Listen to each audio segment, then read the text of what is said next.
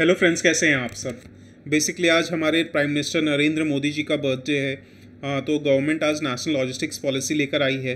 And in fact जैसा government try कर रही है काफ़ी टाइम से इंडिया को एज मैन्युफैक्चरिंग हब प्रमोट करने के लिए, तो काफ़ी ज़रूरी है कि जो बैकग्राउंड में इंफ्रास्ट्रक्चर को स्ट्रॉन्ग करना है, पॉलिसीज़ एंड इंस्टीट्यूशनल फ्रेमवर्क वैसा क्रिएट करना है कि India as manufacturing hub create हो सके या बन सके। इतना आसान नहीं है क्योंकि चाइना को रिप्लेस करना बहुत बहुत मुश्किल होगा। तो बेसिकली एटलीस्ट ऐसा लग रहा है कि government for the time being right direction में जा रही है। For example national logistics policy में सबसे ज़्यादा फोकस दिया गया है मल्टी मॉडल लॉजिस्टिक्स पार्क्स के ऊपर।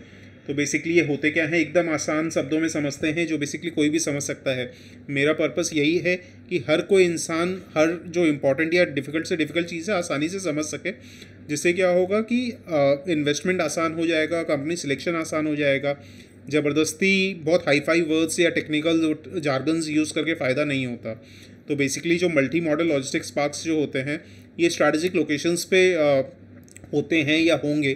For example suppose industrial hubs के पास में जहाँ बहुत सारी फैक्ट्रीज़ एंड बहुत सारी मैन्युफैक्चरिंग इंडस्ट्रीज़ लोकेटेड हैं, तो उनको basically multi modal logistics parks की बहुत ज़्यादा रिक्वायरमेंट पड़ेगी, क्योंकि सपोज़ ऐसी बहुत सारी फैक्ट्रीज़ या कंपनीज सपोज़ एक्सपोर्ट कर रहे हैं अपने गुड्स। तो यहाँ पे क्या होगा कि जो अपने सपोज़ किसी कंपनी को ऑर्डर मिला यूएस से 1 कंटेनर कोई भी माल या मैन्युफैक्चर गुड एक्सपोर्ट करना है यूएस में, तो वो फैक्ट्री क्या करेगी, बेसिकली वो गुड्स मैन्युफैक्चर करके मल्टी मॉडल लॉजिस्टिक्स पार्क जो है वहाँ के मैनेजमेंट को कॉल कर देगी कि आप उनकी सर्विसेज लेगी कि मेरे को एंड टू एंड सॉल्यूशन चाहिए, या ताकि मैं अपने फैक्ट्री से डायरेक्ट यूएस में जो भी उनके डिस्ट्रीब्यूटर है वहाँ तक पहुँचा सकें। तो इसमें क्या होगा, सपोज़ जो मल्टी मॉडल लॉजिस्टिक्स पार्क्स की जो मैनेजमेंट है वो अपना एक ट्रक भेज देगी जिसमें कंटेनर लोडेड होगा ऑलरेडी या कंटेनर होगा, एंड उस कंटेनर में फैक्ट्री से माल लोड किया जाएगा एंड वो वेयरहाउस में लाया जाएगा सबसे पहले, एंड उसके बाद वो पार्क से बेसिकली ले जाया जाएगा सपोज़ रेलवे स्टेशन तक। रेलवे स्टेशन में जहाँ गुड्स ट्रेन में वो डायरेक्ट कंटेनर लोड हो जाएगा, ताकि उसके कंटेनर के अंदर जो माल है वो अपने को बेसिकली वापस नहीं निकालना पड़े। तो डायरेक्ट कंटेनर एक ट्रक से उठा के डायरेक्ट ट्रेन में लोड कर दिया जाएगा गुड्स ट्रेन में, एंड वो सपोज़ पोर्ट के पास तक वो ट्रेन जा रही है।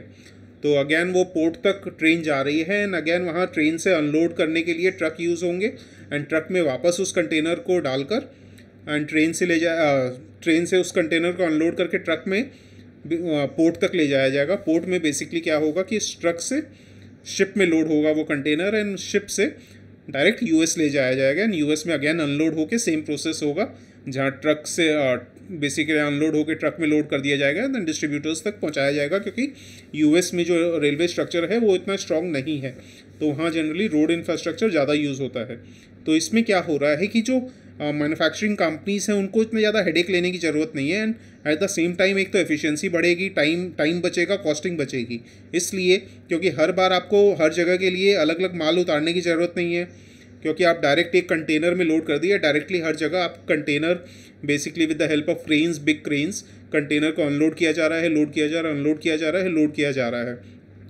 तो उससे क्या हो रहा है, काफ़ी एफिशिएंट हो जा रहा है, लॉजिस्टिक्स कॉस्ट सेव होंगे। एट प्रेजेंट हमारा जो लॉजिस्टिक्स सेक्टर है वो काफ़ी इनएफिशिएंट है कंपेयर टू यूएस, चाइना, जिसकी वजह से हमारी कंपनीज़ को एक्सपोर्ट्स में काफ़ी ज़्यादा डिसएडवांटेज हो जाती है। तो गवर्नमेंट का फोकस है एफिशिएंसी क्रिएट करने का, जिससे हमारा कॉस्ट भी रिड्यूस हो, both in terms of time and money.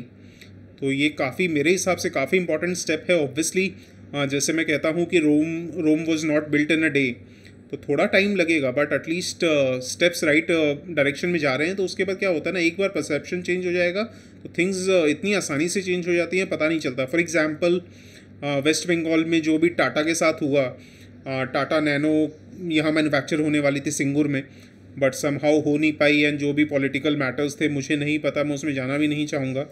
But उसके बाद से मैन्युफैक्चरिंग कंपनीज आ नहीं रही हैं वेस्ट बंगाल में, डिस्पाइट कि वेस्ट बंगाल गवर्नमेंट काफ़ी ट्राई कर रही है, क्योंकि वो परसेप्शन बन गया है कि वेस्ट बंगाल में बिज़नेस या इंडस्ट्रीज़ के लिए जो माहौल है, जो एनवायरनमेंट है, वो कंड्यूसिव नहीं है। तो ऐसे ही जैसे इंडिया को अगर 2-3-4 कंपनीज बड़ी अगर इंडिया अट्रैक्ट कर पाती है, suppose Apple, BMW, general Motors, ऐसी बहुत सारी कंपनीज हैं जिनको अगर अट्रैक्ट कर लेती है इंडियन गवर्नमेंट, तो फिर क्या होगा कि बहुत सारी कंपनीज जल्दी आने लगेंगी इंडिया में। तो एक बार इनिशियल पुश की ज़रूरत है जो गवर्नमेंट अच्छा फोकस कर रही है। एंड मैं किसी भी पार्टी को सपोर्ट नहीं कर रहा हूँ, बट हाँ, कोई जो चीज़ राइट डायरेक्शन में हो रही है तो उस पर फोकस कर रहा हूँ। एंड जो चीज़ गलत होती है वो गलत भी होती है, तो अपना फोकस यहाँ बिजनेस पे है, पॉलिटिक्स से अपने को मतलब नहीं है।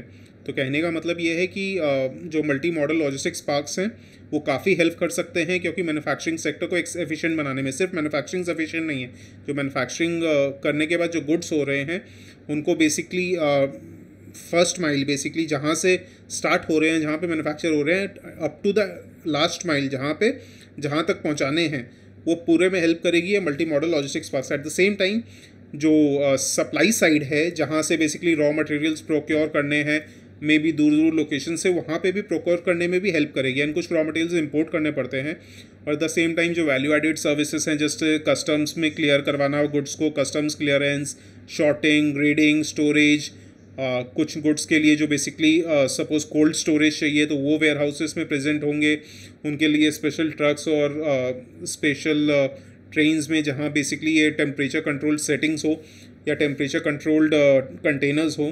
तो बेसिकली सही डायरेक्शन में है, थोड़ा टाइम लगेगा, बट आई थिंक ये सही डायरेक्शन में गवर्नमेंट जा रही है। चलिए, इसी बात पे अगर वीडियो पसंद आए तो please do like, share and subscribe, and मिलते हैं नेक्स्ट वीडियो में।